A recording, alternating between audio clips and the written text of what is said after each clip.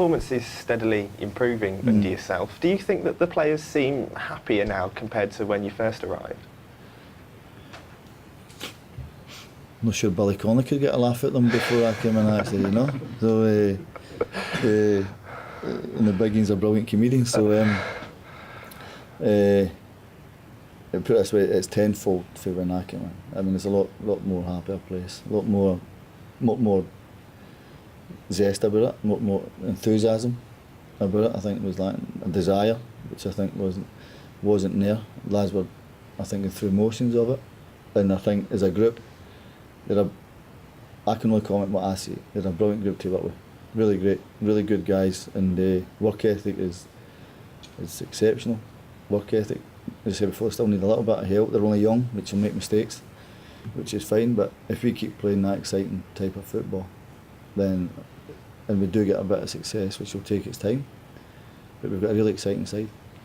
Dave Edwards has been nominated for Championship Player of the Month. Is he one of your most important players now? I think over the last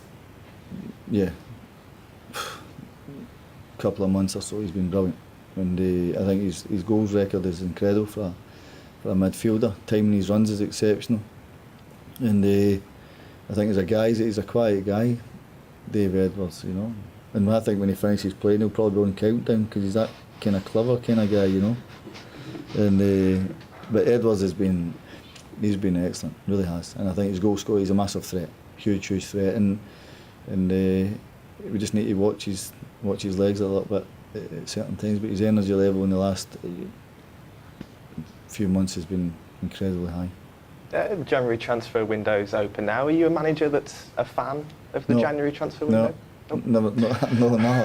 No, because there's names get branded that are just never feasible, never. And you get people phoning, putting players in, and then all of a sudden they want thousands of pounds, and it's a little bit fabricated. But I don't really tend to get caught up in it.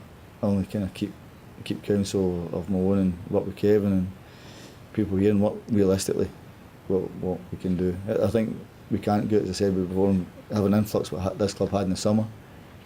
It's impossible, and we have to be really, really clever in the next few windows. Talking of names and players coming in, I am going to throw one at you. The reports linking Wolves with Patrick Bamford. Is there any truth in that? No, listen, he's a lad I know well by watching him. I mean, really good player. But that's not a name. I think the salary as well will be too much for us. With the young players coming through, Enna Bakari and Ronan in particular doing very well, does that make it easier for you and give you more time to select the players that you want in the transfer window? It does to an extent, because I think if you've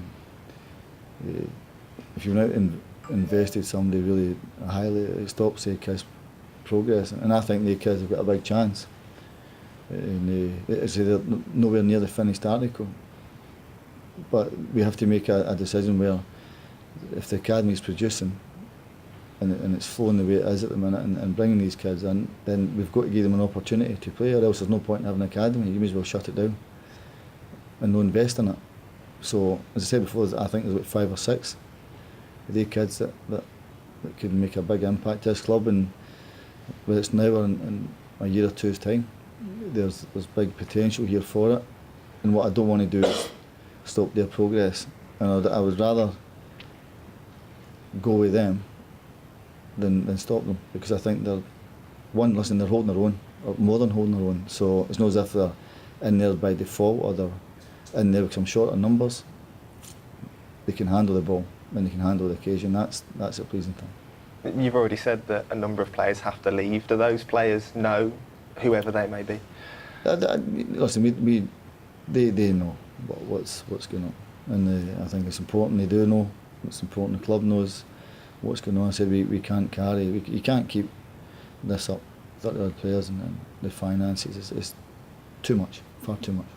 Moving on to the FA Cup, how much can this competition help a team, in your own words, in a relegation battle?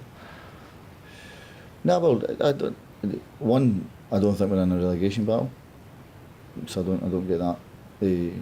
I think we're playing really well at the minute. I think we're in with everybody else there. But if you look at the mid-table, or you go for that. So, and we're playing well enough.